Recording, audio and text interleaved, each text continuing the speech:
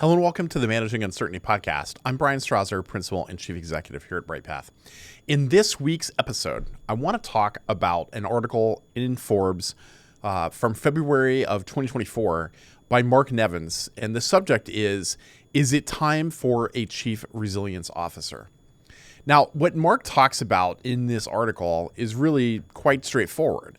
It is about the concept of appointing a Chief Resilience Officer in the organization that is a member of the executive team, reporting presumptively to the CEO, and using this role to combine all of the various complex risk functions in the organization.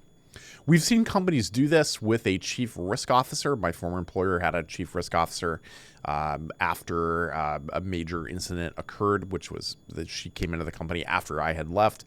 But this concept is not new. But Mark's column really does a good job of laying out this idea. So let's peel this back a little bit.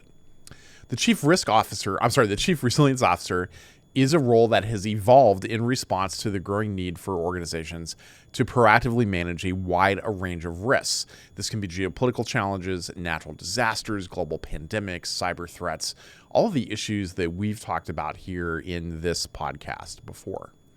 A chief resilience officer is really seen as a strategic asset in the organization because they're ensuring that resilience is embedded into the organization's strategic planning the highest level as a member of that executive team. And it helps align risk management and these resilience capabilities with business objectives in safeguarding long-term success. Now, you've heard me talk several times about the need to make sure that resilience programs are aligned with the strategic objectives of the organization. This is the same thing. It is a method of making sure that we're accomplishing that goal. Positioning the Chief Resilience Officer within the C-suite as a part of the executive team really helps underscore the importance of resilience in that organization and facilitates comprehensive risk oversight across all of the departments in the company. Unlike other roles that focus in specific areas, and I'm thinking here primarily about like an enterprise risk function or a Chief Information Security Officer, for example, a Chief Resilience Officer is really established to adopt a holistic approach. They're looking at operational, financial, reputational, and strategic risks, and they would own the teams responsible for managing that. Like, in my mind, the CISO role, the business continuity program, the crisis management program, environmental health and safety are all things that could line into this, including functions like corporate or global security, retail loss prevention, or others that really go to the organization's resilience. By having this role in the executive suite really gives this position a chance to foster and drive a culture of resilience in the organization.